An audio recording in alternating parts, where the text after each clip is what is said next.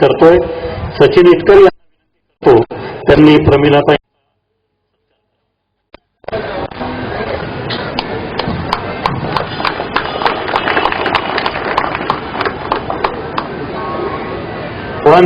आणि युवकांची भूमिका असा त्यांचा विषय आहे.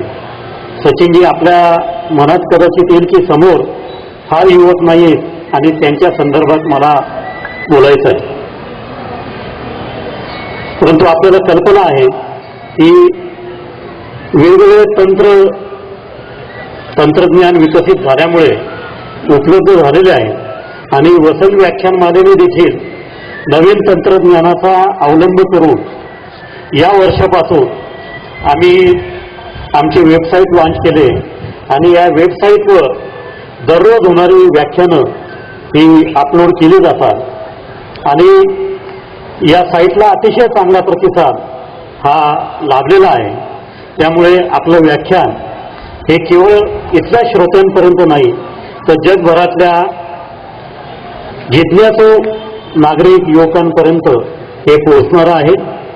मी आपल्याला विनंती करतो आपण आजच्या पुष्पास प्रारंभ करावा. धन्यवाद. सर्वप्रथम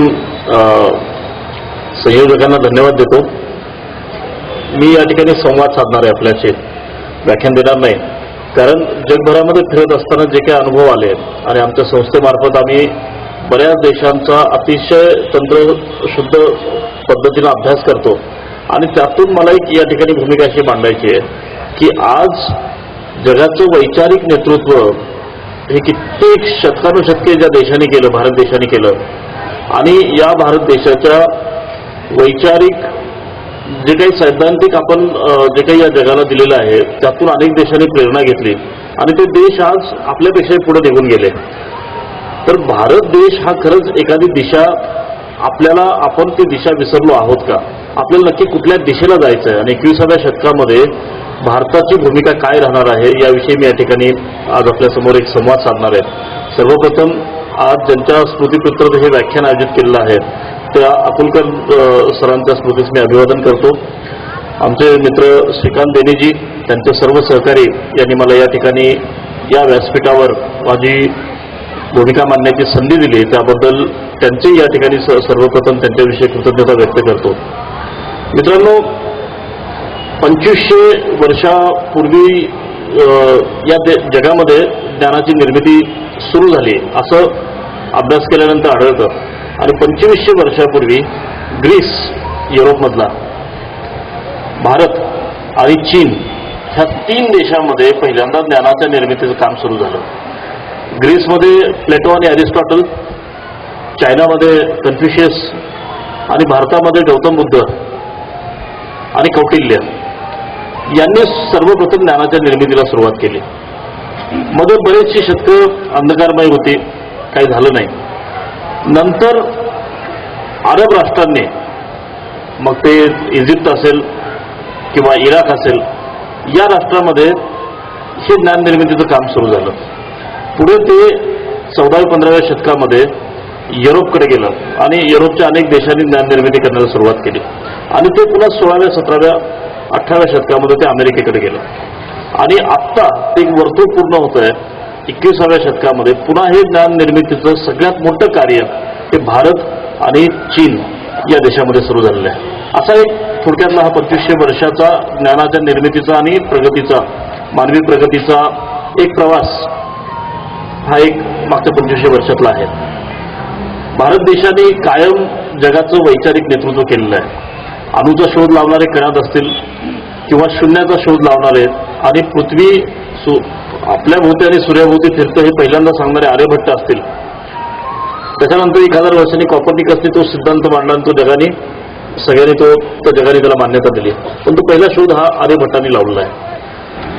राजनीती कशी करावी आणि त्या राजनीतीचे नियम सांगणारा कौटिल्य असेल, चाणक्य असेल आणि त्याचं मार्गदर्शन घेऊन ह्या मौर्यगुप्तांनी हे साम्राज्य भारत देशापासून ते ब्रह्मदेशापर्यंत वाढवलं. ते कौटिल्य असेल तर या देशामध्ये जन्मलेलं. आयुर्वेदाचा शोध लावणारा चरक असतील किंवा योगाचा सर्वप्रथम ज्यांनी शोध लावला ते पतंजली असतील. जगाला अहिंसेचा संदेश देणारे गौतम बुद्ध असतील महात्मा गांधी असतील आणि 21व्या शतकामध्ये भारत देशाने कशा पद्धतीने मार्गक्रमण केलं पाहिजे ही दूरदृष्टी ज्यांनी 20व्या शतकामध्ये आपल्याला दिली आणि सर्वप्रथम की भारत देश हा काय आहे, आपलं भारत देशाचं धार्मिक अधिष्ठान हे काय आहे, आपली भूमिका काय आहे, आपलं तत्वज्ञान काय आहे हे जगाला त्यांनी पहिल्यांदा समजून सांगितलं ते स्वामी विवेकानंद असतील. तिथपर्यंत हा प्रवास आहे. आणि म्हणून सर्वप्रथम ज्यावेळेस आपण नवनिर्मिती भारताची आपण कशा पद्धतीने आपण नवनिर्मिती करू शकतो आणि 21व्या शतकामध्ये आपली दिशा काय असली पाहिजे त्यावेळेस आपण विचार करतो त्यावेळेस स्वामी विवेकानंदांची भूमिका आपलं समजून घेणं हे अतिशय महत्त्वाचं आहे. स्वामी विवेकानंदांनी सर्वप्रथम जगाला सांगितलं की भारत देश आमच्याकडे एक तत्वज्ञान आहे. ते 1893 साली अमेरिकेला गेले. आपल्या सर्वांना माहित आहे की त्यावेळेस तिथं वर्ल्ड रिलिजन ऑफ पार्लमेंट एक धार्मिक परिषद जगातल्या सगळ्या नामवंतांची त्या ठिकाणी भरली होती आणि त्या धर्म परिषदेमध्ये स्वामी विवेकानंद सहभागी व्हायला गेले 1893ला. ती 11 सप्टेंबरला ती धर्म परिषद होणार होती. तिथं गेल्यानंतर त्यांना प्रवेश त्या ठिकाणी नाकारण्यात आला कारण त्यांच्याकडे कुठल्याही प्रकारचं रेकमेंडेशन्स तिथल्या भारतातून काही ज्या नामवंत लोकांनी त्यांचं रेकमेंडेशन करायला पाहिजे तर न केल्यामुळे त्यांना त्या ठिकाणी बोलण्याची संधी नाकारण्यात आली. त्यांनी खूप प्रयत्न करून पाहिला परंतु तिथल्या लोकांनी सांगितलं की तुम्हाला इथं प्रवेश देता येणार नाही कारण तुम्ही अधिकृत प्रतिनिधी तुमच्या देशाचे नाही आहात. ते अतिशय खिन्न मनस्थितीने बोस्टनकडे जाणाऱ्या ट्रेनमध्ये बसले शिकागोमधून आणि त्यावेळेस बोस्टनकडे जात असताना एक अतिशय वयोवृद्ध स्त्री त्यांना त्यांच्या रेल्वेच्या डब्यामध्ये भेटली. तिने विवेकानंदांचं पेज पाहिलं आणि ती विवेकानंदांना जाऊन भेटली आणि तिने त्यांना विचारलं की मी तुमची काही मदत करू शकते का. त्यावेळेस विवेकानंदांनी तिला सांगितलं की मी या ठिकाणी धर्मपरिषदेमध्ये सहभागी होण्यासाठी आलो आहे आणि मला या ठिकाणी प्रवेश नाकारण्यात आलेला आहे, मला इथं या ठिकाणी बोलण्याची संधी मिळत नाहीये. त्यांचा आणि तिचा जो काही संवाद झाला त्यातून त्या वृद्ध स्त्रीने त्यांना सांगितलं की बॉस्टनला हार्वर्ड विद्यापीठामध्ये एक हेनरी राईट नावाचे प्राध्यापक आहेत आणि ते तत्वज्ञानी विषयातले अमेरिकेमधले सर्वात ऑथॉरिटी ज्याला आपण म्हणतो की सर्वात ज्यांच्या शब्दाला मान आहे असे ते प्राध्यापक आहेत. मी तुमच्याने त्यांची गाठ घालून देते, ते तुमच्यासाठी काही करू शकतील का, आपण प्रयत्न करूया. मग दुसऱ्या दिवशी ती वयोवृद्ध स्त्री विवेकानंदांना घेऊन त्या हेनरी राईट प्राध्यापकांकडे गेली. त्यांनी 10 मिनिटाची त्यांना भेटण्याची वेळ दिली होती परंतु 3 तास त्या दोघांमध्ये तत्वज्ञान या विषयावर संवाद झाला आणि त्यानंतर त्या प्राध्यापक हेनरी राईट यांनी विवेकानंदांना सांगितलं की तुम्ही शिकागोला जा, मी तुम्हाला एक पत्र लिहून देतो, ते पत्र तुम्ही फक्त त्या संयोजकांना दाखवा आणि ते तुम्हाला तिथे बोलण्याची संधी देतील. त्यांनी फक्त 2 ओळीचं पत्र लिहिलं त्या आयोजकांना. त्यात त्यांनी त्या आयोजकांनी एवढंच वाक्य लिहिलं होतं की here is a person from India which I am recommending who is more learned than all learned professors of America put together. म्हणजे अमेरिकेतल्या सर्व प्राध्यापकांची जेवढी बौद्धिक क्षमता आहे त्या बौद्धिक क्षमतेचं एकत्रीकरण केल्यानंतर सुद्धा या माणसाची विद्वत्ता त्यांच्यापेक्षा जास्त आहे असं त्यांनी त्या 2 ओळीमध्ये एक पत्र दिलं आणि ते पत्र घेऊन विवेकानंद त्या शिकागोच्या धर्म परिषदेमध्ये सहभागी होण्यासाठी गेले. ते पत्र त्यांनी त्या ठिकाणी दिलं आणि त्यांना बोलण्याची संधी दिली. 11 सप्टेंबर 1893 सर्वात शेवटी त्यांचं भाषण ठेवण्यात आलं त्या धर्म परिषदेमध्ये. त्या असं आपण जसं बसला तसेच बसलेले होते आणि व्यासपीठावर अनेक नामवंत लोक त्या ठिकाणी स्थानापन्न झालेले होते.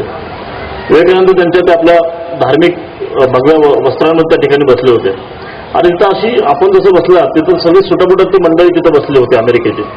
ती धर्म परिषद म्हणजे अमेरिकेला 400 वर्ष झाली. तर 400 वर्षांचा इतिहास सांगणारी अतिशय मोठी धर्म परिषद त्या ठिकाणी भरलेली होती. अमेरिका ही किती प्रगत आहे हे दाखवण्याचा त्यामागचा हेतू होता. विवेकानंद असं आपण जसे बसलात तसे त्या भगव्या वस्त्रामध्ये तिथे बसले होते आणि त्या ठिकाणी काही लोक सुटापुटात जे बसले होते त्यांनी त्यांची टिंगलटवाळी करण्याचा प्रयत्न केला. म्हणजे आपल्या सर्वांना माहित आहे की त्यांचं ते गाजलेलं भाषण पण त्याच्या अगोदर घडलेला हा एक किस्सा आहे. आणि विवेकानंदांचं ज्यावेळेस नाव पुकारण्यात आलं भाषणासाठी शेवटी आणि ज्यावेळेस ते असंच व्यासपीठावर जाण्यासाठी निघाले त्यावेळेस सुटापुटामध्ये बसलेल्या काही लोकांनी त्यांच्याकडे पाहून काही वाक्य उच्चारली. त्यातली 2 वाक्य अशी होती. त्यातला एक माणूस दुसऱ्याला म्हणाला की look at this shabby person, he doesn't know how to wear clothes. म्हणजे हा माणूस बघा कसा, ह्याला अशा धर्म परिषदेमध्ये भाषण करायला आलाय, पण ह्याला कपडे कसे घालायचे हे माहीत नाही. दुसरा माणूस लगेच मग काय म्हणलं त्याला, yes you are right, he is not a gentleman. हा जेंटलमन नाहीये. विवेकानंद अतिशय शांतपणे व्यासपीठाकडे जात असताना व्यासपीठावर पोहोचण्याच्या अगोदर ते फक्त मागवून त्यांना एकच वाक्य ते बोलले. ते म्हणले की मी ज्या देशातून आलेलो आहे, the country from where I have come, the great mother India, in my country gentlemanness of a person is decided by his character and not by the tailor. असं त्यांचं ते वाक्य होतं की माझ्या देशामध्ये, की आमच्या देशामध्ये एखाद्या माणसाच्या परीक्षा ही त्याच्या शिलावरून होते, तो कुठले कपडे घालतो त्याच्यावर होत नाही. आणि त्याच्यानंतर व्यासपीठावर जाऊन त्यांनी ते जगात गाजलेलं भाषण जे केलं, फक्त 7 मिनिटं बोलले होते, 7च मिनिटं पहिलं भाषण जे केलं होतं. आणि त्याच्यामध्ये त्यांनी सांगितलं, त्यांच्या भाषणाची सुरुवात होती, my dear sisters and brothers of America. आणि त्यानंतर जो काही इतिहास घडला तो आपल्या सर्वांना माहीत आहे. आणि त्याच्यानंतर विवेकानंद हे त्या ठिकाणी त्या धर्म परिषदेमध्ये सहभागी होण्यासाठी गेले होते. परंतु त्यांना इतक्या लोकांनी व्याख्यानासाठी नंतर निमंत्रित केलं. जगातल्या जवळपास त्यावेळेस अमेरिकेमधल्या 60 ते 70 विद्यापीठांमध्ये त्यांची व्याख्यानं झाली. जे विवेकानंद 3-3.5 महिन्यासाठी अमेरिकेमध्ये गेले होते धर्म परिषदेमध्ये सहभागी होण्यासाठी, ते 3.5 वर्ष अमेरिकेत राहिले आणि त्यांनी अमेरिकेचा खूप चांगल्या पद्धतीने अभ्यास केला. आजही म्हणजे विवेकानंदांची मागच्या वर्षी 150वी जयंती आपण सगळ्यांनी साजरी केली. आपण ज्या पद्धतीने या ठिकाणी त्यांचा जयंती साजरी केली त्यापेक्षा कित्येक चांगल्या पद्धतीने त्यांची जयंती अमेरिकेमध्ये साजरी झाली. गेल्या वर्षी मी अमेरिकेमध्ये होतो, त्यावेळेस मी पाहिलेलं आहे. मी काही काळ त्या ठिकाणी अमेरिकेमध्ये वास्तव्य केलं माझ्या व्यवसायानिमित्त, आणि माझा वास्तव्याचा परिसर हा तोच होता ज्या ठिकाणी विवेकानंदांनी त्यांची 3-3.5 वर्ष ते ज्या भागात राहिले तिथं, शिकागो, बॉस्टन, कनेटिकट ह्या परिसरामध्येच मी बरं काम केलं. आणि मी त्यांच्या सगळ्या स्मारकांना त्या ठिकाणी भेटी दिल्या. त्यांनी दिलेली सगळी व्याख्यानं आजही त्या विद्यापीठांमध्ये अतिशय चांगल्या पद्धतीने संग्रहित करून ठेवलेली आहेत. तुम्ही कुठल्या विद्यापीठाच्या लायब्ररीमध्ये गेला तरी विवेकानंदांचं भाषण तुम्ही मागितलं तर तुम्हाला अतिशय चांगल्या पद्धतीने ते संग्रहित केलं, तुम्हाला त्या ठिकाणी वाचता येतं. त्याच्या ऑडिओ टेप्स त्या ठिकाणी अवेलेबल आहेत. म्हणजे 1893-94 साली दिलेल्या भाषणाच्या ऑडिओ टेप्स त्या ठिकाणी आहेत. आणि मी अतिशय भारावून गेलो ज्यावेळेस त्यांचं ते सर्व कार्य त्या ठिकाणी पाहिलं. पण दुसरी महत्वाची गोष्ट की त्यांनी सर्व धर्म समभाव काय ते जगाला सांगितलं. अमेरिकेला त्यांनी पहिल्यांदा सांगितलं की माझा देश काय आहे, बाहेरच्या लोकांना भारत काय होतं हे पहिल्यांदा विवेकानंदांनी सांगितलं. आणि त्यांनी सांगितलं की आमच्याकडे तत्वज्ञान आहे पण तंत्रज्ञान नाही, तुमच्याकडे तंत्रज्ञान आहे पण तत्वज्ञान नाही. भारत आणि अमेरिका हे खूप चांगल्या पद्धतीने एकत्र काम करू शकतात. आमचं तंत्रज्ञान आणि तुमचं तंत्रज्ञान यातून एक खूप चांगल्या प्रकारे जगाची निर्मिती होऊ शकते. हा पहिल्यांदा त्यांनी या अमेरिकेमध्ये भारताची भूमिका त्या ठिकाणी त्यांनी मांडली. आणि सर्व धर्म समभावाची आपल्या सर्वांना जी माहिती आहे की विवेकानंदांची. परंतु स्वामी विवेकानंदांचं कार्य हे फक्त एक धार्मिक प्रसाराचं कार्य होतं असं नाही. आपल्या बऱ्याच लोकांना कदाचित माहीत नाही, परंतु या देशाच्या वैज्ञानिक प्रगतीचा पाया जर कुणी घातला असेल 20व्या शतकातला आणि आता 21व्या शतकातला तर तो स्वामी विवेकानंदांनी. कारण त्यांनी काय केलं, ते ज्यावेळेस 1897 साली अमेरिकेतून भारतात परत आले, आपल्याकडे जे बऱ्याच लोकांना माहीत नसेल, परंतु 1897 साली ज्यावेळेस ते भारतात परत आले, पहिलं काम त्यांनी काय केलं असेल तर त्यांनी JRD टाटा, त्यावेळेस जमशेदजी टाटांची त्यांनी पहिल्यांदा भेट घेतली. दुसरी भेट त्यांनी घेतली ती राजे वडियार, म्हैसूर घराण्याचे राजे. आणि त्या दोघांना भेटून त्यांनी हे सांगितलं की मी अमेरिकेत होतो, अमेरिकेची मी प्रगती पाहिली, विज्ञान तंत्रज्ञान केली, अमेरिकेच्या प्रगतीमुळे आज अमेरिका त्या जगावर राज्य करतोय. आपल्या देशामध्ये वैज्ञानिक प्रगतीचा पाया आपण घातला पाहिजे. आणि त्यांनी त्या दोघांना त्या ठिकाणी एकत्र आणून इंडियन इन्स्टिट्यूट ऑफ सायन्स या संस्थेची बँगलोरमध्ये 1899 साली स्थापना केली. इंडियन इन्स्टिट्यूट ऑफ सायन्स ही आज भारतातली अग्रगण्य विज्ञान तंत्रज्ञान क्षेत्रात काम करणारी संस्था ती स्वामी विवेकानंदांनी सुरू केलेली आहे. हे कदाचित आपल्या बऱ्याच लोकांना माहीत नसेल. आणि त्याच संस्थेतून आज जे काही भारताने जे काही वैज्ञानिक निर्माण केले त्यातले बरेचसे वैज्ञानिक हे इंडियन इन्स्टिट्यूट ऑफ सायन्स या संस्थेतून बाहेर पडले होते. शांतीस्वरूप भटनागर असतील, होमी जहांगीर भाभा असतील, ते आत्ता ज्यांना भारतरत्न पुरस्कार मिळाला ते CNR राव हे इंडियन इन्स्टिट्यूट ऑफ सायन्सचे प्रॉडक्ट आहेत. ती संस्था स्वामी विवेकानंदांनी 1899 साली सुरू केली. आज जवळपास 113-114 वर्ष झाली परंतु त्या दर्जाची एकही संस्था आपला देश पुन्हा निर्माण करू शकलेला नाही, हे सर्वात मोठं दुर्दैव आहे. दुसरी जी सगळ्यात चांगली संस्था विज्ञान तंत्रज्ञान क्षेत्रातली निर्माण झाली ती पुन्हा टाटा घराण्याने सुरुवात केली, ती JRD टाटाने सुरुवात केली 1944 साली, जी Tata institute of fundamental research. म्हणजे ह्या देशातल्या दोन्ही जागतिक दर्जाच्या ज्या वैज्ञानिक विज्ञान आणि तंत्रज्ञान क्षेत्रात काम करणाऱ्या संस्था निर्माण झाल्या त्या टाटांमुळे निर्माण झाल्या आणि त्याची पहिली संस्था ही स्वामी विवेकानंदांनी सुरू केली. या आपण जो आज या ठिकाणी विषय मी या ठिकाणी मांडणार आहे की भारताची नवनिर्मिती जी आपल्याला करायची आहे तर त्याचा जो सैद्धांतिक आणि वैज्ञानिक पाया जो घातला गेलेला आहे तो स्वामी विवेकानंदांनी 1899 साली इंडियन इन्स्टिट्यूट ऑफ सायन्स ही संस्था निर्माण करून घातलेला आहे. मला या ठिकाणी ही माहिती आपल्यासमोर या ठिकाणी द्यायची आहे. मी मागच्या 2-3 महिन्यापूर्वी कदाचित आपल्याला माहीत असेल एक खूप चांगला चित्रपट आलेला होता. त्याचं नाव होतं नेल्सन मंडेला. नेल्सन मंडेला हे नाव कदाचित आपल्या सर्वांना माहीत असेल. नेल्सन मंडेलांच्या आयुष्यावरचा एक खूप चांगला चित्रपट 3 महिन्यापूर्वी आला होता आणि नेल्सन मंडेलांचं आयुष्य त्यांचं आत्मचरित्र आपण वाचलं असेल. त्यांनी एका देशाची नवनिर्मिती कशी केली ही संकल्पना कदाचित आपल्याला माहीत असेल, परंतु तो चित्रपट तुम्ही पाहिला नसेल तर अवश्य पहा की हा एक असा माणूस होता की ज्याने आत्मचरित्र जे त्यांचं आहे आणि तो चित्रपट ज्यावेळेस सुरू होतो त्यावेळेस ते नेल्सन मंडेलाचं एक वाक्य येतं की life inspired bye Mahatma Gandhi. माझं जे आयुष्य आहे त्याची प्रेरणा ही महात्मा गांधी आहेत असं ते स्वतः त्या ठिकाणी नमूद करतात. आणि नेल्सन मंडेलाचं आयुष्य अतिशय असंच अद्भुत. म्हणजे हा माणूस वयाच्या 30मध्ये असताना त्याला तुरुंगात डांबलं गेलं आणि 30 वर्ष त्या उमेदीची त्या माणसाने तुरुंगामध्ये काढली. आणि त्यांना काय पाहिजे होतं? त्यांना फक्त त्या देशामध्ये काळे आणि गोरे यातला भेद मिटवायचा होता. अतिशय साधं आज वाटणारं काम, पण त्या काळी त्यासाठी त्यांना त्यांच्या आयुष्याची 30 वर्ष ही कारागृहामध्ये घालावी लागली. आणि 30 वर्षानंतर यावेळेस त्यांची सुटका झाली मंडेलांची. आणि एक अतिशय त्यांच्या आयुष्यामध्ये घडलेला प्रसंग म्हणजे त्या काळी गोरे जेलर जो ज्याच्या अंडर त्यांना त्या तुरुंगामध्ये ठेवलं होतं. एक प्रसंग असा आहे की नेल्सन मंडेला ज्यावेळेस ते तुरुंगात होते त्यावेळेस एक दिवशी त्या जेलरने त्यांना बोलवलं आणि त्या जेलरने मंडेलांना सांगितलं की काम कर, तुझी उंची किती आहे? त्याने सांगितलं माझी ही उंची आहे. त्या उंचीची एक शवपेटी घेऊन ये. ती शवपेटी त्यांनी त्यात आणली. तरी सांगितलं तर ही शवपेटी ठेवण्यासाठी खड्डा खोदायला सुरुवात कर. आणि तरी त्यांना खड्डा खोदायला सुरुवात केली. मग ते खड्डा खोदून झाल्यानंतर त्यांनी सांगितलं तर ही शवपेटी त्या खड्ड्यात ठेव. ते त्यांनी ठेवली. आता सांगितलं तू जाऊन झोप त्या शवपेटीमध्ये. त्यावेळेस मंडेलांना वाटलं की आता आपलं आयुष्य संपलं, कारण त्या काळामध्ये अनेक अशा चळवळीतल्या लोकांचा या गोऱ्या लोकांनी अशा पद्धतीने अनेक चळवळीतल्या लोकांचा मृत्यू त्या ठिकाणी झाला होता. आणि मंडेलांनी त्यांनी झोपायला सांगितलं. ते त्या चौपेटीमध्ये जाऊन झोपले. त्यांना वाटलं की आता हा वरनं माती टाकणार आणि आपलं आयुष्य संपणार. त्या जेलरने मंडेलांचं नशीब चांगलं होतं की त्याच्यावर माती टाकली नाही. त्याने त्यांच्या अंगावर मूत्र विसर्जन केलं. हा त्यांच्या आयुष्यातला सगळ्यात कटू प्रसंग होता. सगळ्यात अपमानित ज्या माणसाला असं म्हणतो त्या मंडेलांना त्या पद्धतीने त्या ठिकाणी अपमानित करण्यात आलं.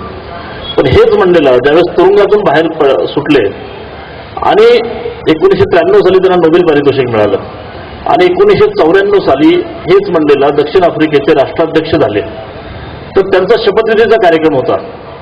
तर त्या शपथविधीसाठी कुठल्या पाहुण्यांना बोलवायचं, तर त्यांनी पहिलं आमंत्रण हे त्या जेलरला दिलं ज्यांनी त्यांना 30 वर्ष छळ केला होता.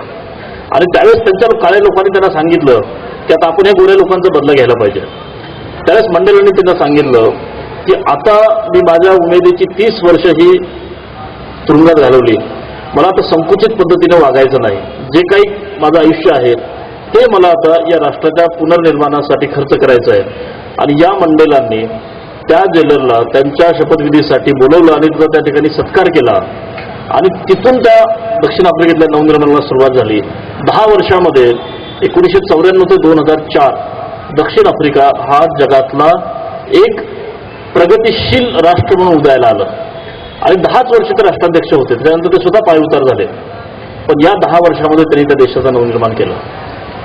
म्हणजे अनेक देश आहेत असे ज्यांना असा इतिहास आहे, ज्यांनी या भारत देशाकडनं प्रेरणा घेतलेली आहे. बराक ओबामा ज्यावेळेस भारत भेटीवर आले अमेरिकेचे राष्ट्राध्यक्ष म्हणून, ते आल्यानंतर दिल्लीतल्या राजघाटावर गेले गांधीजींच्या समाधीवर आणि तिथे गेल्यानंतर त्यांनी त्या राजघाटावर एक संदेश लिहिला आणि त्यांनी एकच वाक्य लिहिलं. ते वाक्य असं होतं की जर गांधीजी नसले असते तर मी अमेरिकेचा राष्ट्राध्यक्ष झालो नसतो. म्हणजे अशा प्रकारचा प्रेरणा जगातल्या अनेक राष्ट्रातल्या नेत्यांनी घेतली आणि त्यातून त्यांनी त्या देशाचं नवनिर्माण केलं. आम्ही ज्यावेळेस इतर अनेक देशांचा अभ्यास करतो आणि भारताचा अभ्यास करतो त्यावेळेस प्रकर्षाने असं वाटतं की आपल्या देशाला एवढी मोठी वैचारिक परंपरा असताना आज आपण कुठेतरी गडबडलोय. आपल्या देशाला एक मार्ग सापडत नाहीये की नक्की आपल्याला काय व्हायचंय. मी मागच्या 2 महिन्यापूर्वी एक दिल्लीमध्ये एक फ्युचर ऑफ इंडिया नावाची कॉन्फरन्स झाली होती आणि आम्ही या क्षेत्रामध्ये काम करत असल्यामुळे त्या परिषदेला मला भाग घ्यायचा एक योग आला आणि तिथं आपल्या प्लॅनिंग कमिशनवर काम करणारे काही अर्थतज्ञ होते. या देशातल्या इंग्लिश वृत्तवाहिन्यांचे जर्नलिस्ट त्या ठिकाणी त्या कॉन्फरन्समध्ये होते. अतिशय मोठी मोठी लोक, इंडस्ट्रियलिस्ट, उच्चभ्रू लोक त्या परिषदेमध्ये सहभागी झाली होती आणि विषय होता फ्युचर ऑफ इंडिया. आणि तिथं जी चर्चा चालू होती ती ऐकल्यानंतर मला अतिशय एक प्रकारचा, ज्याला आपण काय म्हणतो की ती जी चर्चा ऐकली त्यातून खूप वाईट वाटलं. ती चर्चा ऐकून तिथे चर्चा काय चालली होती की या देशामध्ये ग्रामीण भागाचे काही प्रॉब्लेम नाही आहेत. या देशातला शेतकरी अतिशय सुखी आहे. आता ग्रामीण भागामध्ये करण्यासारखं काही राहिलेलं नाहीये. जे काही देशाच्या प्रगतीसाठी केलं पाहिजे ते शहरांमध्ये केलं पाहिजे. अशा प्रकारचे भाषणं त्या ठिकाणी इंग्लिश वाहिन्याचे प्रतिनिधी होते, प्लॅनिंग कमिशनमध्ये काम करणारे अर्थतज्ञ होते. ही जर भूमिका असेल तर आज ज्यावेळेस आपल्या देशाचा अभ्यास करतो त्यावेळेस असं जाणवतं की आपल्या देशामध्ये एक देश न राहता 2 प्रकारचे देश निर्माण झालेले आहेत. एक आहे तो शायनिंग इंडिया, जो की 30% लोक त्याला रिप्रेझेंट करतात, की जो शहरांचा आहे, की तिथं सगळ्या प्रकारच्या सुविधा, जागतिकीकरणाचे सगळे लाभ त्याला मिळालेले आहेत. त्या लोकांना असं वाटतं की जे काही प्रगती झाली पाहिजे ती आता ह्या भागासाठी झाली पाहिजे. आणि दुसरा जो भाग आहे तो आहे स्ट्रगलिंग भारत, की जो धडपडतोय. 70% जनता ही त्या स्ट्रगलिंग भारतामध्ये आहे आणि तिथं काही नाहीये, सगळ्या गोष्टींची वानवा आहे. चांगलं शिक्षण नाहीये, चांगल्या आरोग्याच्या सुविधा उपलब्ध नाहीयेत, तिथं त्यांना कुठल्याही प्रकारचं स्वच्छ ऊर्जा म्हणा किंवा शुद्ध पाणी असेल पिण्यासाठी, या बेसिक गोष्टी सुद्धा त्या ठिकाणी उपलब्ध नाहीयेत. अशा प्रकारच्या 2 याच्यामध्ये आपला देश आज एक प्रकारचा चाचपडतोय. आणि आज या ठिकाणी आपल्याला ठरवावं लागेल की आपल्याला काय व्हायचंय. 21व्या शतकामध्ये आपल्याला काय बनायचंय. आपल्याला महासत्ता व्हायचंय का एक महान राष्ट्र व्हायचंय. 21व्या शतकामध्ये भारताचं अधिष्ठान काय असलं पाहिजे. म्हणजे आजपर्यंत आपण जगाच्या जडणघडणीमध्ये एक वैचारिक फार मोठ्या पद्धतीचं योगदान या देशाने दिलेलं आहे. पण 21व्या शतकामध्ये आपली दिशा काय असली पाहिजे. ज्यावेळेस आपण याचा विचार करतो की आज आपल्याला असं जाणवतं की या देशामध्ये म्हणजे सगळ्या गोष्टी आहेत. म्हणजे आपण म्हणतो की जगातला सर्वात युवकांचा देश कोण असेल, कुठला असेल तो भारत. कारण इथलं 50% जे पॉप्युलेशन आहे, लोकसंख्या 50% जी आहे ती वयवर्ष 35च्या खालील आहे. आणि जवळपास या देशाची 35% लोकसंख्या ही वयवर्ष 25च्या आतली आहे. म्हणजे जगामध्ये सर्वात तरुण देश कुठला असेल जर डेमोग्राफिक आपण स्टडी केला तर तो भारत देश आहे. आज फार मोठी वैचारिक परंपरा या देशाला आहे. आज निसर्गाने जर या पृथ्वीवरचा सगळ्यात चांगला देश ज्याला आपण म्हणतो की ज्याला निसर्गाचं वरदान लाभलं आहे तो कुठला असेल तर तो भारत देश आहे. म्हणजे एवढं सगळं असताना, विपुल प्रमाणात नैसर्गिक साधन संपत्ती उपलब्ध असताना, अतिशय चांगल्या पद्धतीचा पाऊस या देशामध्ये पडत असताना, चांगली सुपीक जमीन असताना, आज आपल्यापेक्षा जगामध्ये ज्याची लोकसंख्या 1 कोटी, 2 कोटी, 5 कोटी अशा लोकसंख्या असणारे देश हे कित्येक पटीने आपल्यापेक्षा पुढे गेलेले आहेत. आज युरोपमधले छोटे छोटे देश, स्वीडन असेल, नॉर्वे असेल, फिनलंड असेल, आइसलँड असेल, तुमचा जर्मनी असेल, तुमचा फ्रान्स असेल, इटली असेल, असे छोटे छोटे देश यांची लोकसंख्या ही अशी 2 कोटी 5 कोटी अशी लोकसंख्या असणारे देश आहेत. त्यांची प्रगती जर आज आपण पाहिली तर आज हे देश भारताच्या कित्येक पटीने पुढे आहेत. युरोपमधलं सोडा, आज आपल्या आशिया खंडातले सिंगापूर सारखे, मलेशिया सारखे, तुर्कस्तान सारखे, मिडल ईस्ट, मध्य आशियामधले कित्येक देश हे आपल्यापेक्षा आज आर्थिकदृष्ट्या अधिक संपन्न झालेले आहेत. मग 125 कोटीचा देश आज का त्रास पडतोय? काय कमी आहे? म्हणजे शेवटी हा संशोधनाचा विषय आहे की छोटे छोटे देश आर्थिकदृष्ट्या एवढे संपन्न का झाले, ज्यांना निसर्ग एवढा अनुकूल नाहीये. पण भारतासारखा देश ज्याला निसर्ग अनुकूल आहे, इथं चांगली जमीन आहे, चांगलं प्रकारचं पाणी आहे, चांगल्या प्रकारचं मनुष्यबळ उपलब्ध आहे, तरी आज आपण आर्थिक प्रगतीमध्ये का मागे पडलो? मी आपल्यासमोर काही गोष्टी फक्त ज्याच्यातून देशांचं मूल्यमापन होतं. आज जगामध्ये 186 देश आहेत युनायटेड नेशन्समध्ये, आणि त्या 186 देशांमध्ये की राष्ट्रांचे दरवर्षी एक इंडेक्स, एक निर्देशांक प्रकाशित केले जातात की कुठल्या देशाची प्रगती कशी आहे. आपल्यासमोर फक्त 5 इंडेक्स निर्देशांक या ठिकाणी आपल्यासमोर मांडतो. त्यातून तुम्हाला आपल्या देशाची आजची परिस्थिती काय ते कळेल. युनायटेड नेशन्सचा एक निर्देशांक आहे. या 186 देशांची प्रगती कशी आहे आणि कुठल्या देशांचे क्रमांक कसे आहेत ह्या मांडण्यासाठी काही निर्देशांक वापरले जातात. तर युनायटेड नेशन्स एक ह्युमन डेव्हलपमेंट इंडेक्स, मानव विकास निर्देशांक, हे दरवर्षी प्रकाशित करतात. मानव विकास निर्देशांक म्हणजे काय की राष्ट्रात राहणारा जो अतिशय तळागाळातला मनुष्य आहे, म्हणजे जो गरीबातला गरीब माणूस आहे, त्याची अवस्था कशी आहे या पद्धतीचं मूल्यमापन या अहवालातून केलं जातं. त्याच्यामध्ये 186 देशामध्ये गेल्या वर्षी भारताचा क्रमांक आहे 134. म्हणजे 186 राष्ट्रामध्ये 133 देश आपल्या पुढे आहेत. म्हणजे गरीबातल्या गरीब माणसाला एक चांगलं जीवन ज्यांनी उपलब्ध करून दिलेलं आहे. 133 राष्ट्रामध्ये आपल्यापेक्षा लोकांचं जीवनमान हे चांगलं आहे. भारताचा क्रमांक आहे 134. वर्ल्ड बँक एक निर्देशांक प्रकाशित करतं, ज्याच्यामध्ये व्यवसाय उद्योग करण्याची सहजता, की कुठल्या देशामध्ये एखाद्या कंपनीला त्याची सहजता जर आपण म्हणतो, तो एक प्रकारचा निर्देशांक प्रकाशित केला जातो. त्या 186 देशामध्ये भारताचा क्रमांक आहे 136. म्हणजे 135 राष्ट्रांमध्ये भारतापेक्षा चांगल्या सोयी सुविधा आज 135 राष्ट्रांनी निर्माण केलेल्या आहेत. तिसरा महत्त्वाचा जो निर्देशांक आहे तो आहे भ्रष्टाचार निर्देशांक, की म्हणजे राष्ट्रांमध्ये जो भ्रष्टाचार होतो सरकारी पातळीवरचा, तो कुठल्या राष्ट्रांमध्ये जास्त भ्रष्टाचार होतो आणि कमी भ्रष्टाचार होतो. म्हणजे आपण असं क्रमाने जर आपण जिथे जास्त भ्रष्टाचार होतो अशा राष्ट्रांची जर आपण यादी काढली तर आपला क्रमांक आहे 94. म्हणजे 186 देशामध्ये 93 देशामध्ये आपल्यापेक्षा कमी भ्रष्टाचार होतो. आपला नंबर आहे 94. चौथा महत्वाचा जो निर्देशांक आहे, जो जागतिक म्हणजे त्या लेवलला एक राष्ट्रांची प्रगती एक निर्देशांक म्हणून जो वापरला जातो तो आहे राष्ट्रीय दरडोई उत्पन्न निर्देशांक. की प्रत्येक राष्ट्रामध्ये त्या राष्ट्राचं जे काही उत्पन्न असतं त्याला त्या लोकसंख्येने भागलं की एक दरडोई एक आपल्याला निर्देशांक मिळतो. तर त्याच्यामध्ये भारताचा क्रमांक जो आहे तो आहे 134. म्हणजे 133 देशांमध्ये तिथल्या सर्वसामान्य नागरिकांचं उत्पन्न हे आपल्यापेक्षा जास्त आहे.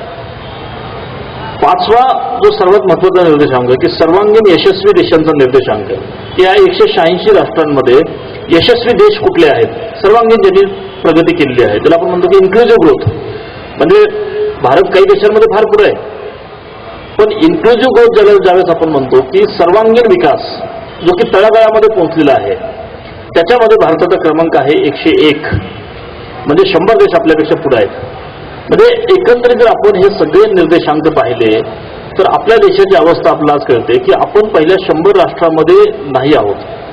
म्हणजे 100 राष्ट्र आपल्यापेक्षा ही चांगली आहेत, ज्यांनी की सर्वसामान्य माणसासाठी जो तळागाळातला माणूस आहे, जो गरीबातला गरीब माणूस आहे, त्याचं राहणीमान, त्याचं जीवनमान हे 100 देशांमध्ये आपल्यापेक्षा अतिशय सुखकर आणि चांगलं आहे. हा एक जागतिक दर्जाचा त्या लेवलचा जो काही अभ्यास होतो त्यातून हे निर्देशांक काढले जातात. आता मी आपल्याला सांगितलं की छोटे छोटे देश आहेत, 1 कोटी 2 कोटी 5 कोटी लोकसंख्या असलेले, ते आपल्यापेक्षा कित्येक पटीने पुढे आहेत. तर यांनी केलं काय, हे देश आपल्यापेक्षा का पुढे गेले, त्याची थोडक्यात आम्ही काही देशांचा अभ्यास केलेला आहे आणि त्यातून आम्ही काही गोष्टी ज्या आम्हाला जे वाटतात की कशामुळे हे देश पुढे गेले, तर ह्याचं महत्वाचं कारण म्हणजे त्यांनी शेवटातला शेवटचा जो माणूस आहे त्या देशामधला त्याच्या विकासासाठी योजना आखल्या आणि तो माणूस सुखी होईल हे पाहिलं. यातला कुठलाही देश म्हणत नाही की आम्ही महासत्ता आहोत. अमेरिका असेल, युरोपमधली राष्ट्र असतील, जपान असेल, चीन असेल, सिंगापूर असेल, मलेशिया असेल, हे आपल्या युरोपमधली जर्मनी असेल, फ्रान्स असेल, ग्रेट ब्रिटन असेल, स्वित्झर्लंड असेल, फिनलंड असेल, नॉर्वे असेल, स्वीडन असेल, हे अनेक राष्ट्र हे कधी म्हणत नाहीत की आम्ही महासत्ता आहोत. ते काय म्हणतात की आमच्या देशातला गरीबातला गरीब माणूस हा कसा सुखी होईल, तो सुखी झाला तर आम्ही एक चांगलं राष्ट्र म्हणून नावारूपाला येऊ. या भूमिकेतून हे सगळे राष्ट्र काम करतात. आज आपला गोंधळ कुठे झालाय की आपल्यामध्ये काही लोकांना वाटतं की आपण महासत्ता व्हावं आणि कित्येक लोक हे अनेक आपले राजकीय नेते आपलं स्वप्न दाखवतात की 2020 साली आपण महासत्ता होणार आहोत, 2025 साली आपण हे होणार आहोत, 2040 साली आपण हे होणार आहोत. परंतु त्या दिशेने आपण काय प्रयत्न करतोय? प्रयत्न काहीच होत नाहीत. आपल्याला फक्त ही स्वप्न दाखवली जातात. जो देश असं म्हणतो किंवा त्या देशातले राजकीय नेते असं म्हणतात की ज्या दिवशी आमच्या देशातला गरीबातला गरीब माणूस हा अभिमानाने सांगेल की आम्ही प्रगत राष्ट्रामध्ये राहतो, त्या दिवशी आपण महासत्ता झालेला असतो, ती सांगण्याची गरज नसते. आणि त्या दृष्टीने प्रयत्न झाले पाहिजेत आणि मूलभूत बदल ज्याला आपण म्हणतो, वरवरचे बदल करून काही होत नाही. वरवरचे बदल करून तुम्ही तुमची प्रगती थोड्याफार प्रमाणात मागे पुढे दाखवू शकता, पण तुम्हाला जर खऱ्या पद्धतीने जगाचं नेतृत्व करायचं आहे, तुम्हाला आज निर्णय घ्यावा लागेल तुम्हाला महासत्ता व्हायचं की तुम्हाला महान राष्ट्र व्हायचं आहे. तर माझं मत आहे की आपण महान राष्ट्र झालं पाहिजे, महासत्ता नाही. कारण महासत्ता ही आज अशी असते की आज एक देश आहे, उद्या दुसरा देश तिथं असतो, परवा तिसरा देश तिथं असेल. पण जर एकदा तुम्ही महान राष्ट्र झालात की शतकानुशतके तुम्ही जगाचं नेतृत्व करू शकता आणि ती क्षमता ह्या भारत देशामध्ये आहे महान राष्ट्र बनण्याची. गरज काय आहे की आपल्याला मूलभूत बदल केले पाहिजेत आणि हे बदल हे नेतृत्व, त्या देशाचं नेतृत्व जे असेल, त्या देशातले नागरिक असतील आणि नेतृत्व आणि नागरिकांचा निश्चय, नेतृत्व नागरिक निश्चय यातून नवनिर्मिती होते. आणि हाच सगळ्यात जगमान्य असा फॉर्म्युला आहे. तुम्हाला जर तुमच्या देशाची नवनिर्मिती करायची असेल तर तुमच्या देशाचं नेतृत्व, तुमच्या देशाचे नागरिक आणि त्या दोघांचा निश्चय यातूनच त्या देशामध्ये नवनिर्मिती घडू शकते. आणि त्यामुळे आपल्याला मूलभूत बदल केले पाहिजेत. वरवरचे बदल करून आपण प्रगत राष्ट्र होऊ शकत नाही. आज तुम्ही बाकीच्या राष्ट्रांचा जर तुम्ही ज्यावेळेस अभ्यास करता त्यावेळेस त्यांनी काय केलंय, ज्या मानवाच्या मूलभूत गरजा आजही आपण सांगतो की अन्न, वस्त्र, निवारा, आजही देश स्वतंत्र होऊन जवळपास 66 वर्ष झाली, 67 वर्ष झाली. आपण आजही सांगतो की आमच्या गरजा, आपण अन्न, वस्त्र, निवारा ह्याच्या पुढे बोलायलाच तयार नाहीये. आजही प्रत्येक निवडणुकीचे मुद्दे ह्याच्यावरच आहेत की आम्ही निवारा तुम्हाला देऊ, आम्ही लोकांना स्वस्तामध्ये स्वस्त अन्न द्यायचा प्रयत्न करू. आजही दुर्दैवाची गोष्ट आहे की एवढं वर्ष स्वातंत्र्य मिळाल्यानंतर झाल्यानंतर सुद्धा की आपण याच गोष्टी बोलतोय. जे देश आपल्या पुढे गेले त्यांनी त्यांच्या राष्ट्रातल्या आणि त्या नागरिकांच्या मूलभूत गरजा अन्न, वस्त्र, निवारा या न ठेवता त्याच्या पुढे जाऊन त्यांनी काय दिलं, त्या प्रत्येक नागरिकाला दर्जेदार शिक्षण दिलं, त्या प्रत्येक नागरिकाला उत्तम आरोग्य कसं मिळेल याकडे त्यांनी लक्ष दिलं, त्या देशातल्या नागरिकांना पिण्यासाठी शुद्ध पाणी कसं मिळेल याकडे त्यांनी लक्ष दिलं, स्वच्छ ऊर्जा कशी मिळेल, दळणवळणासाठी उत्तम साधनं कशी मिळतील, चांगले रस्ते कसे मिळतील, या सगळ्या गोष्टी त्यांनी त्या देशामध्ये निर्माण केल्या आणि त्यातून त्या देशांचा विकास झालेला आहे. हा मूलभूत बदल त्यांनी त्या देशामध्ये घडवून आणलेला आहे. चांगलं शिक्षण, चांगले रस्ते, चांगलं आरोग्य, चांगली ऊर्जा, स्वच्छ ऊर्जा, चांगलं शुद्ध पाणी, ह्या आता या मूलभूत गरजा झालेल्या आहेत. अन्न, वस्त्र, निवारा याच्या पुढे जाऊन त्यांनी ह्या सगळ्या गोष्टी त्या नागरिकांना उपलब्ध करून दिल्या. त्यातून एक शाश्वत मानव विकास या देशांमध्ये झालेला आपला आढळतो. आज आपण कुठेतरी गडबडतोय. आपण जे काही करतो आहोत हे एक असं आपण त्याला म्हणतो की मलमपट्टी करण्यासारखं आहे की इथं एखादा काहीतरी प्रश्न आहे तर काहीतरी आपलं एक उत्तर, तर काहीतरी एक उपाय. पण आज गरज काय की मूलभूत बदल जोपर्यंत देशामध्ये घडत नाहीत तोपर्यंत देशाची प्रगती होऊ शकत नाही. एक फार काही जास्त लांब जायची गरज नाही. एक 150 वर्षापूर्वीचं जग कसं होतं हे आठवायचा प्रयत्न करा. 150 वर्षापूर्वी म्हणजे 1860 जगामध्ये मोटार इंजिनचा शोध लागलेला नव्हता. अमेरिका युरोपमध्ये सुद्धा लोक घोडागाडीने प्रवास करायचे. तिथे विमानं नव्हती, रेल्वेज नव्हत्या, टेलिव्हिजन्स नव्हते, इंटरनेट नव्हतं, कॉम्प्युटर नव्हतं, अँटीबायोटिक्स नव्हते, काही नव्हतं 150 वर्षापूर्वी जगामध्ये. जे बदल पाश्चात्य राष्ट्रामध्ये झाले मागच्या 150 वर्षामध्ये अतिशय वेगाने बदल घडवले त्या राष्ट्रांनी आणि आज ती राष्ट्र एक प्रगत राष्ट्र म्हणून आज जगाचं नेतृत्व करतायत. 20 वर्षापूर्वीचं जग आठवा. आज 2013 म्हणजे 1993चं जग. 1993चं जग कसं होतं आपण बरेच लोक त्याचे साक्षीदार आहोत, आपण पाहिलेलं आहे. 1993 पर्यंत काय होतं जगामध्ये जे मागच्या 20 वर्षात बदल झाले, 4 बदल फार फार मोठे बदल 4 मागच्या 20 वर्षात झाले. पहिला बदल झाला तो 13 एप्रिल 1993 रोजी. 13 एप्रिल 1993 रोजी काय झालं, इंटरनेट नावाचा प्रकार आहे ना तो वापरामध्ये आला. पहिला वापर इंटरनेटचा 13 एप्रिल 1993 साली झाला आणि त्याच्यामुळे जगामध्ये इन्फॉर्मेशन कम्युनिकेशन टेक्नॉलॉजी रेव्होल्यूशन ज्याला आपण म्हणतो की माहिती तंत्रज्ञान क्षेत्रातली क्रांती ही झाली. त्याची घटना घडली होती 13 एप्रिल 1993 रोजी. त्या दिवशी इंटरनेट वापरामध्ये आलं. आज आपण सर्वजण इंटरनेट वापरतो. इंटरनेटमुळे काय काय होतं काय काय नाही हे सांगण्याची आपल्याला गरज नाही. तो पहिला बदल ज्याच्यातून जगामध्ये माहिती तंत्रज्ञान क्षेत्रामध्ये क्रांती झाली.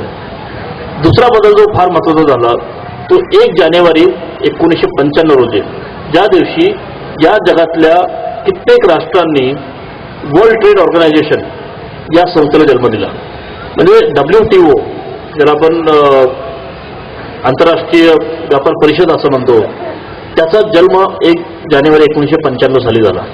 आणि त्याच्यामुळे काय झालं की देशांमधल्या सीमा ह्या पुसल्या गेल्या. युरोपमधले 22 देश हे एकत्र झाले, त्यांनी त्यांच्या राष्ट्रातल्या सीमा ह्या पुसून टाकल्या आणि तिथं काय झालं की 22 राष्ट्रांमध्ये लोक या देशातून त्या देशांमध्ये कामासाठी जाऊ लागली.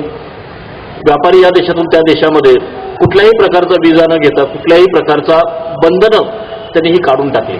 आज 22 देश एक युरोपियन युनियन म्हणून आज या ठिकाणी त्यांचा एक ध्वज, त्यांचा एक चलन त्यांनी निर्माण केलं आणि 22 देश हे एक झाले. आज कित्येक देश यांच्यातल्या व्यापाराच्या सीमारेषा पुसल्या गेल्या. आज असं आहे की भारतातली कुठलीही कंपनी अमेरिकेमध्ये कुठलाही त्यांचा माल विकू शकते, अमेरिकेतली कुठली कंपनी भारतामध्ये व्यापार करू शकते. जसं एखादा व्यापारी हा नाशिकमधून पुण्याला जाऊ शकतो आणि पुण्यातला नाशिकमध्ये येऊ शकतो, तसं आज कित्येक राष्ट्रातले लोक हे या देशातून त्या देशामध्ये ते व्यापार कुठल्याही प्रकारच्या बंधनामुळे करू शकतात. ही क्रांती 1 जानेवारी 1995 साली ज्या दिवशी आंतरराष्ट्रीय व्यापार परिषदेचा जन्म झाला, त्यातून आज जगातले जवळपास सर्व राष्ट्र हे आंतरराष्ट्रीय व्यापार परिषदेचे सभासद आहेत. तिसरा महत्त्वाचा बदल जगामध्ये जो मागच्या 20 वर्षामध्ये झाला तो 1 फेब्रुवारी 2001 रोजी. त्या दिवशी पहिल्यांदा ह्युमन जिनोम कोड जर आपण म्हणतो की मानवाच्या शरीरामध्ये जे काही तुमची गुणसूत्र आहेत तर त्याच्याबद्दलचा जो शोध होता तो 1 फेब्रुवारी 2001 रोजी प्रकाशित झाला. की त्यातून त्या शोधाचं काय की त्यांनी एक आरोग्य क्रांती ज्याला आपण हेल्थ रेव्होल्यूशन म्हणतो ही सगळ्या जगामध्ये आणली. की आज असं आहे की हे तंत्रज्ञान आता भारतामध्ये येऊ लागलंय. अजून त्याला काही पुढच्या 10-1 वर्षामध्ये हे तंत्रज्ञान अतिशय म्हणजे प्रत्येक शहरामध्ये उपलब्ध होणार आहे. आज ते प्रगत राष्ट्रामध्ये उपलब्ध आहे. की ह्युमन जिनोम कोडमुळे आज झालं की तुम्हाला तुमच्या भावी आयुष्यामध्ये कुठले रोग होऊ शकतात, की तुमचा लाईफ स्पॅन किती आहे, तुम्ही किती वर्ष जगू शकता, ही माहिती तुम्हाला तुमचा ह्युमन जिनोम कोड ज्या दिवशी तुम्हाला कळतो त्याविषयी ती सगळी माहिती तुम्हाला कळू शकते. यातून एक प्रचंड मोठी हेल्थ रेव्होल्यूशन आज निर्माण होत आहे की माणसाला ज्या दिवशी त्याचा जेनेटिक मेकअप तुमच्या बॉडीचा प्रत्येक माणसाचा वेगळा असतो, तो ज्या दिवशी कळतो त्या दिवशी त्याला त्याच्या भावी आयुष्यामध्ये होणारे रोग, भावी आयुष्यामध्ये त्याला आरोग्यविषयक उत्पन्न होणाऱ्या समस्या या सगळ्या आणि ते टाळण्यासाठी काय करायची उपाययोजना याचं ज्ञान हे उपलब्ध होतं. आज अमेरिकेमध्ये तुम्हाला ह्युमन जिनोम कोड तुमचा समजून घ्यायचा असेल तर जवळपास एक $5 लाख हा खर्च येतो. तो खर्च जो आहे तो एक जवळपास 3 ते 4 कोटी रुपयाचा आहे. आज अशा पद्धतीचं संशोधन जगामध्ये चालू आहे की पुढच्या 10 वर्षामध्ये याची किंमत ही $1,00,000 खाली आणली पाहिजे, असा प्रयत्न आज संशोधनातून चालू आहे. आणि पुढच्या काही वर्षामध्ये ते $1,000 म्हणजे कुठलाही माणूस हा स्वतःचा जेनेटिक कोड हा समजू शकतो इतक्या कमी किमतीमध्ये हे तंत्रज्ञान उपलब्ध करून द्यायचं, अशा पद्धतीचं संशोधन सगळ्या जगामध्ये सुरू आहे. त्यातून एक प्रचंड मोठी क्रांती पुढच्या काही वर्षामध्ये घडणार आहे. हा बदल. आणि चौथी सगळ्यात महत्वाची गोष्ट की मागच्या 2005 नंतर एक चौथ्या औद्योगिक क्रांतीला जगामध्ये आरंभ झालेला आहे. आणि ती चौथी औद्योगिक क्रांती कुठली आहे तर GNRS असं आपण म्हणतो की जेनेटिक्स, रोबोटिक्स, नॅनो टेक्नॉलॉजी आणि स्पेस सायन्स हे 4 विषय असे आहेत जे 21व्या शतकातलं पुढचं सगळ्या जगाचं भवितव्य ह्या 4 जी शास्त्र डेव्हलप होत आहेत ह्या 4 शास्त्राच्या अभ्यासातून उलगडणार आहे. की जेनेटिक्स, रोबोटिक्स, आज नॅनो टेक्नॉलॉजीमुळे इतक्या विविध प्रकारचं संशोधन आज सुरू आहे. म्हणजे की नॅनो टेक्नॉलॉजीच्या वापरामुळे समुद्राचं पाणी हे गोड करता येऊ शकतं, अशा पद्धतीचं संशोधन हे आता सगळीकडे जगमान्य होत आहे. याच्या पुढे जाऊन आज नॅनो टेक्नॉलॉजीमुळे कृत्रिम मेंदू तयार करण्याचं काम स्वित्झर्लंडमध्ये चालू आहे. आज रोबोटिक्सचा वापर करून अवघडातल्या अवघड शस्त्रक्रिया ह्या बाहेरच्या राष्ट्रांमध्ये आणि भारत देशामध्ये सुद्धा या रोबोटिक्सच्या माध्यमातून केल्या जातात. म्हणजे प्रचंड उलथापालथ. आणि स्पेस सायन्स की आज मानवाचं एक 2030 पर्यंत म्हणजे अनेक प्रगत राष्ट्राच्यावर काम करत आहेत की दुसऱ्या ग्रहावर परग्रहावर जाऊन वस्ती करायची. म्हणजे सूर्यमालेच्या पलीकडे एक दुसरं जग आहे आणि त्या जगाचा शोध हे पुढच्या 10 वर्षामध्ये त्या पद्धतीचे प्रयत्न हे स्पेस सायन्सच्या माध्यमातून होत आहेत. आज एक 10 वर्षानंतर किंवा 15 वर्षानंतर अनेक माणसं ही परग्रहावर जाऊन येतील. म्हणजे त्या पद्धतीचं संशोधन हे बाकीच्या देशांमध्ये झालेलं आहे. एक चौथ्या औद्योगिक क्रांतीचा आरंभ हे 2005 नंतर झालेला आहे. म्हणजे मागच्या 20 वर्षामध्ये असे बदल घडलेले आहेत की मागच्या 2500 वर्षामध्ये जे बदल घडले नसतील ते बदल फक्त मागच्या 20 वर्षात घडलेले आहेत. आणि पुढच्या 20 ते 25 वर्षामध्ये जे बदल घडतील ते आपण आज सांगू शकत नाही की पुढच्या 10 वर्षानंतर काय होणार आहे, पुढच्या 20 वर्षानंतर काय होणार आहे, पुढच्या 50 वर्षानंतर काय होणार आहे. आणि यासाठी प्रत्येक राष्ट्र आज एक म्हणजे प्रत्येक राष्ट्राने ठरवलेलं आहे, जे राष्ट्र प्रगत झालेले आहेत त्यांनी काय केलंय की आज प्रत्येक राष्ट्र ही ज्ञानाची निर्मिती करत आहे. ज्ञान निर्मिती करून ज्ञाननिष्ठित उद्योगांची निर्मिती करणे, त्या उद्योगातून संपत्ती निर्माण करणे आणि त्यातून त्या देशाचा आर्थिक विकास, अशी ही त्यांच्या यशाची सूत्र एक हे आहे. म्हणून आज काय होतं की जागतिक व्यापार परिषदेमध्ये ज्यावेळेस आपण अमेरिकेमध्ये जातो, युरोपमध्ये जातो, अनेक राष्ट्रांचे प्रमुख त्या ठिकाणी येतात. तर ज्या देशाची लोकसंख्या ही 1 कोटी आहे, 2 कोटी, 3 कोटी अशा राष्ट्रांचे प्रमुख ते अमेरिका, युरोप, रशिया, भारत, चीन अशा राष्ट्रप्रमुखांसोबत त्या प्लॅटफॉर्मवर आपल्यापेक्षा अग्रेसिव्हली आणि आपल्यापेक्षा पुढे जाऊन भूमिका मांडत असतात. कारण त्यांनी आज त्या देशामध्ये एक आर्थिक संपन्नता निर्माण केली आहे. आज काय सगळ्या देशाची आज आपण काय म्हणतो की कुठलं राष्ट्र प्रगत आहे की ज्याची मिलिटरी सुपर पॉवर मोठी आहे ते प्रगत आहे का ज्याची इकॉनॉमिक सुपर पॉवर मोठी ते प्रगत आहे. तर आज असं आहे की ज्या देशाची इकॉनॉमिक पॉवर ही जास्त मोठी आहे तो देश प्रगत आहे. मग स्वित्झर्लंड सारखा देश असेल की ज्याला आर्मीच नाहीये, किंवा नॉर्वे असेल की ते स्वसंरक्षणासाठी तिथं कुठल्याही प्रकारची ते त्यांनी त्यांच्या सैन्याची व्यवस्था केलेली नाहीये. अनेक राष्ट्र युरोपामध्ये तिथे त्यांचं सैन्य काढून टाकतात. पण त्यांचा भर जो आहे तो आर्थिक प्रगतीवर आहे आणि त्यासाठी त्यांच्या यशाचं फॉर्म्युला काय की त्या देशामध्ये ज्ञान निर्माण करायचं. कारण नॉलेज इज करन्सी. आपण जेव्हा म्हणतो 21व्या शतकामध्ये नॉलेज इज पॉवर, नॉलेज हेच तुमची करन्सी झालेली आहे. आणि त्यामुळे काय होतं की प्रत्येक राष्ट्र हे ज्ञान निर्मितीच्या मागे लागले की ज्ञानाची निर्मिती करायची, त्या निर्मितीवर आधारित उद्योगांची निर्मिती करायची, त्या उद्योगातून प्रचंड प्रमाणात आर्थिक संपन्नता निर्माण करायची आणि त्यातून मानव विकास, असा हा प्रकारचा या देशांच्या आपण ज्यावेळेस अभ्यास करतो तर ह्यांची प्रगतीचं कारण काय आहे, तर हे कारण आहे.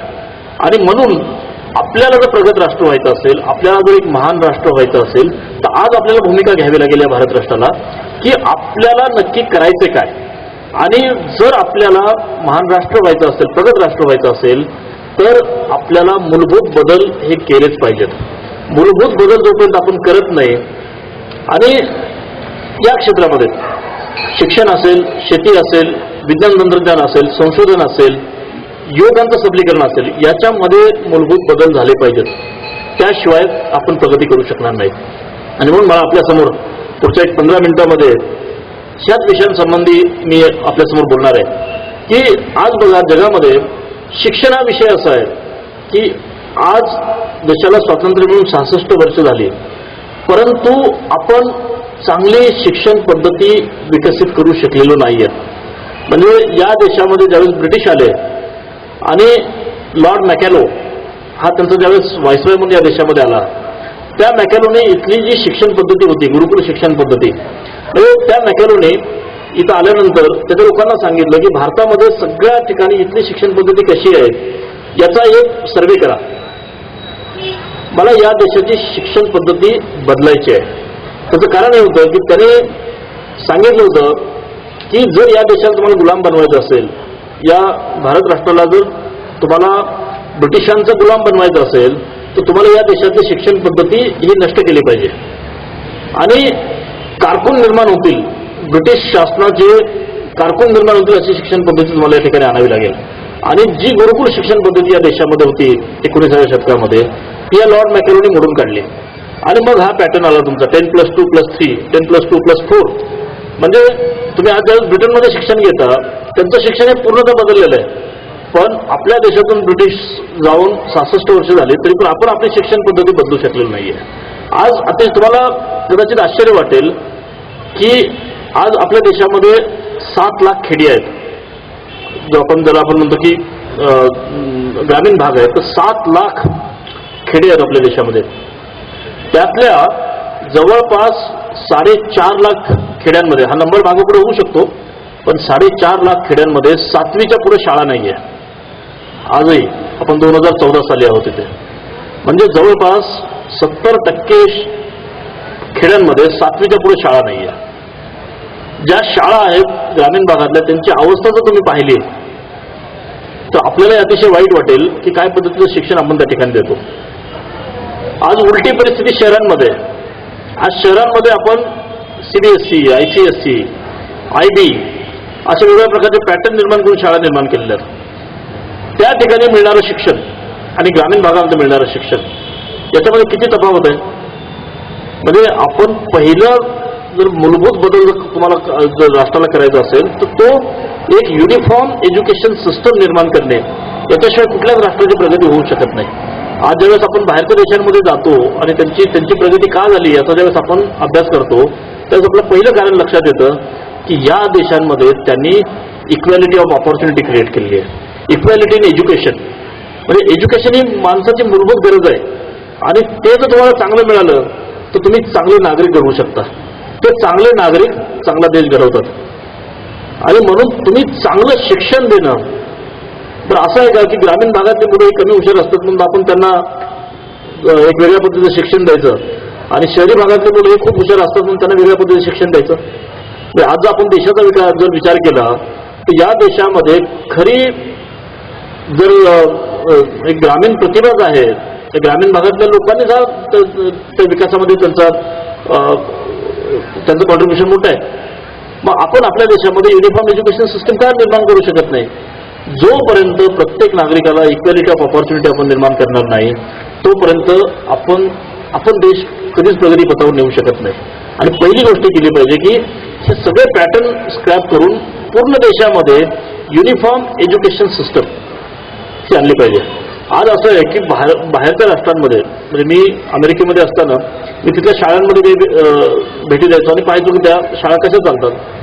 तर तिथं एकच नियम आहे की ज्या भागामध्ये तुम्ही राहता त्याच भागातल्या शाळेमध्ये तुमच्या मुलाचं ऍडमिशन होतं.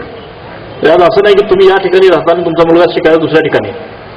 तुम्ही जिथं तुमचं वास्तव्य त्या 5 किलोमीटरच्या परिसरात जी शाळा आहे तिथंच तुमच्या मुलांनी शिक्षण घ्यायचं आणि ते शिक्षण दर्जेदारच असतं.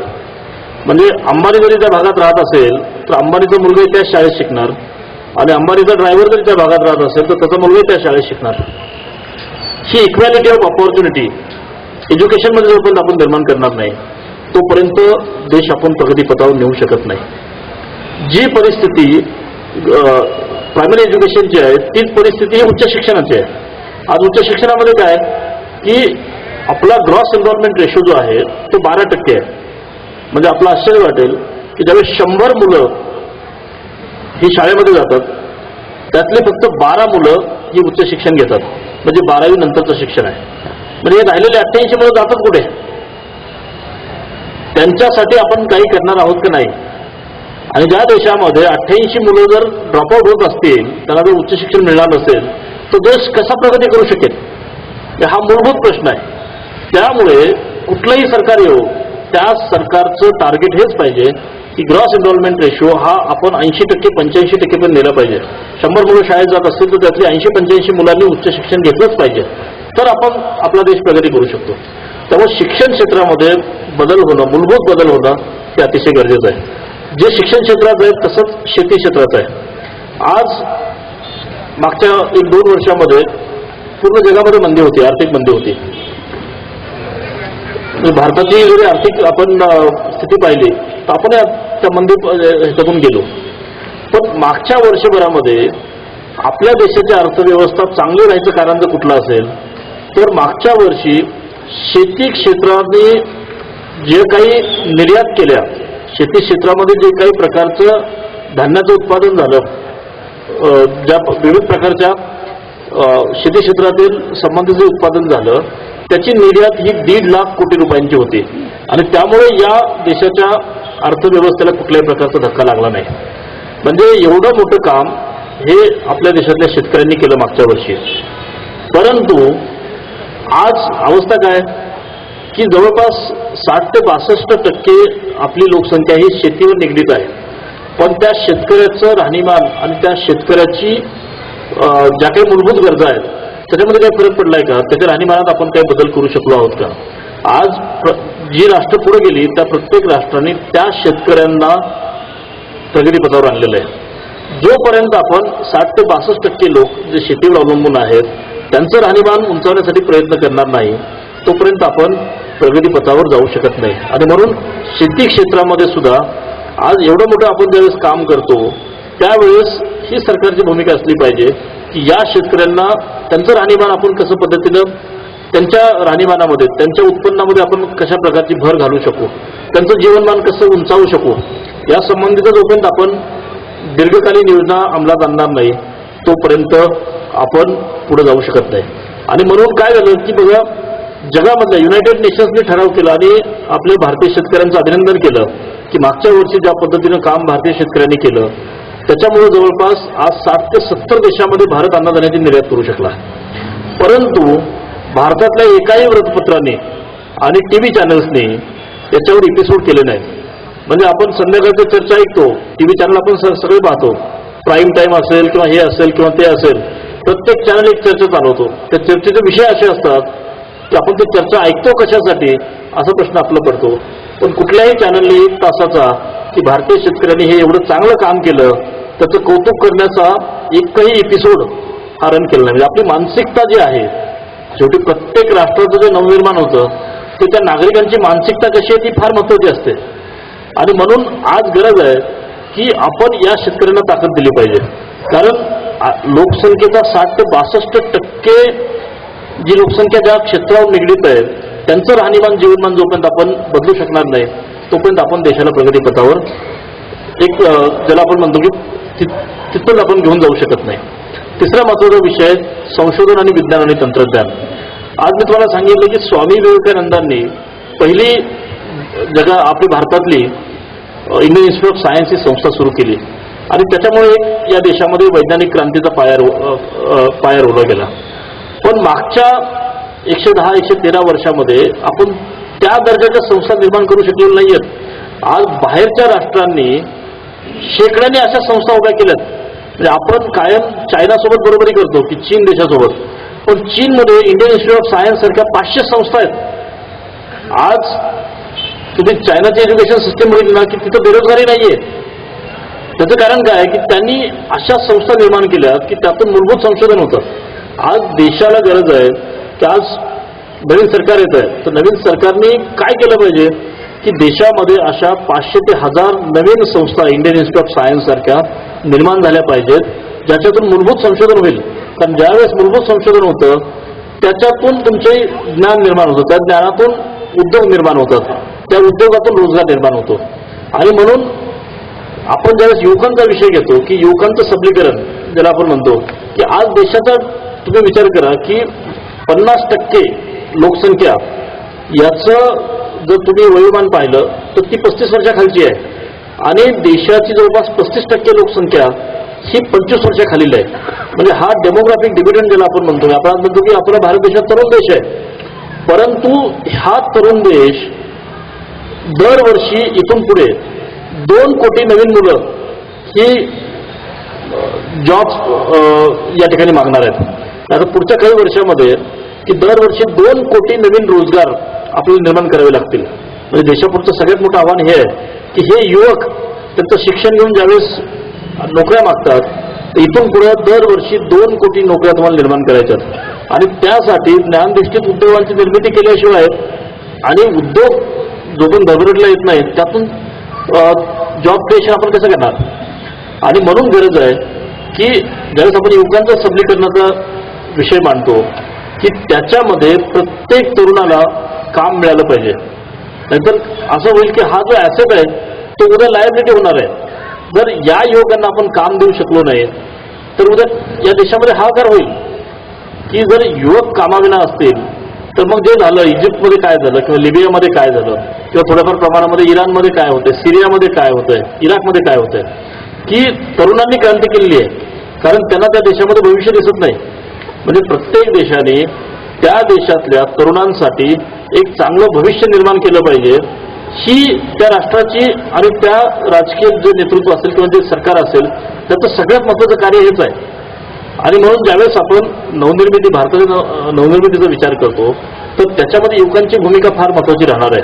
कारण आज जवळपास पुढच्या 10 वर्षामध्ये 20 कोटी युवक आपल्याला त्यांच्यासाठी रोजगार निर्मिती केली पाहिजे आणि हे 20 कोटी युवक या देशाचं भवितव्य पुढच्या 10 वर्षामध्ये घडवणार आहेत. यांच्या हाताला आपण काम देऊ शकलो, यांना आपण चांगलं ज्ञान देऊ शकलो, यांना आपण चांगला रोजगार त्यांच्यासाठी निर्मिती करू शकलो तर हे 20 कोटी युवक या देशाला जगातली एक आर्थिक महासत्ता, आर्थिक एक प्रकारचा एक महान देश म्हणून नावारूपाला आणतील याबद्दल कुठल्याही प्रकारची शंका नाही. तर हे सगळ्यात महत्त्वाचे प्रश्न आपल्या समोर आहेत, हे मूलभूत प्रश्न आहेत आणि याचा विचार या ठिकाणी होणं अतिशय गरजेचं आहे. शेवटी सगळ्यात महत्त्वाची गोष्ट की तुमचं विज्ञान तंत्रज्ञान हे त्या देशाच्या प्रगतीला ती एकच गोष्ट अशी त्या देशाला प्रगतीपथावर घेऊन जाऊ शकत नाही. दुसरी महत्त्वाची गोष्ट असते की त्या तंत्रज्ञानाला तत्वज्ञानाची सुद्धा जोड मिळाली पाहिजे. आज म्हणून आपण आपल्या देशाचं एक तत्वज्ञान या ठिकाणी निर्माण करण्याची गरज आहे. आज मी माझा माझ्यासाठी हा जो ॲटिट्यूड आहे आपला तो बदलून आपण सर्व एकमेकांसाठी ही नवीन विचारधारा या देशामध्ये निर्माण करण्याची गरज आहे. आणि त्यातून काय होईल की जे नेल्सन मंडेलांनी दक्षिण आफ्रिकेमध्ये केलं की जे नेल्सन मंडेलांनी 10 वर्षामध्ये की त्यांनी गोऱ्यांचा दुस्वास केला नाही किंवा गोऱ्यांनी आपल्याला एवढे वर्ष छळलं म्हणून आता आपण गोऱ्यांना छळायचं असं केलं नाही, तर काळे आणि गोरे यातला भेद नष्ट करून एक नवीन राष्ट्राची निर्मिती केली. संकुचित वृत्ती ठेवली नाही, त्यातून त्या राष्ट्राचं नवनिर्माण झालं. तीच गोष्ट आज आपल्या करण्याची गरज आहे. तत्वज्ञान आपलं काय असलं पाहिजे तर आपण सर्व एकमेकांसाठी आणि आपल्या हा सर्वांचा एक महत्त्व आहे की आपल्या देशामध्ये कायम 40 कोटी लोक हे दारिद्र्य रेषेखाली आहेत. कुठल्याही सरकारी उद्योग मागच्या कित्येक वर्ष 40 कोटी लोक कायम, दरवर्षी आपण म्हणतो की 10 कोटी 15 कोटी लोक हे आता गरिबीच्या ह्याच्यामधून मिडल क्लासमध्ये आले, पण तेवढ्याच नवीन लोकांची त्याच्यामध्ये भर पडते. एक असा कार्यक्रम आपण हाती घेतला पाहिजे की या 40 कोटी लोकांना जे दारिद्र्य रेषेखाली आहेत त्यांना आपण एकदा सगळ्यात मिळून जोपर्यंत आपण वर आणत नाही आणि त्यांना एक चांगलं नागरिक म्हणून जगण्याचा अधिकार आपण निर्माण करून देत नाही तोपर्यंत आपण या देशाला प्रगतीपथावर घेऊन जाऊ शकणार नाही. त्यामुळे तंत्रज्ञानाला एक चांगल्या तत्वज्ञानाची जोड आणि हे शेवटी पुन्हा विवेकानंदांकडे यावं लागतं की त्यांनी हाच विचार सर्वधर्म समभावाचा ज्या शिकागो मध्ये मांडला होता त्याची आज पुन्हा एकदा गरज निर्माण झालेली आहे. 2014 साली आणि इथून पुढे पुन्हा विवेकानंदांचा तो विचार घेऊनच या देशाला प्रगतीपथावर जावं लागणार आहे. आणि ज्यावेळेस आपण इतर राष्ट्रांचा अभ्यास करतो, एक महत्वाची गोष्ट आपण सगळ्यांनी लक्षात ठेवली पाहिजे की ज्या देशामध्ये नेता हा नागरिकांपेक्षा मोठा होतो तो देश हा लहान असतो, तो देश लहान ठरतो. आणि ज्या देशामध्ये नेता हा नागरिकांसमान असतो तो देश महान असतो. हे सगळ्या जगाच्या ज्यावेळेस आपण अभ्यास करतो प्रत्येक राष्ट्राच्या अभ्यासातून आपल्याला हेच कळतंय की ज्या देशामध्ये नेते मोठे झाले नागरिकांपेक्षा ते देश मागे पडलेले आहेत. आणि ज्या देशांमध्ये नेता आणि नागरिक यांनी एकत्र काम केलंय ते देश हे महान राष्ट्र झालेले आहेत, ते देश प्रगतीपथावर गेलेले आहेत. एक काही फक्त उदाहरणं सांगतो आणि हे भाषण थांबवतो की आज असं की अनेक युरोपमध्ये ज्यावेळेस तुम्ही जाता युरोपियन देशांमध्ये की तिथे जे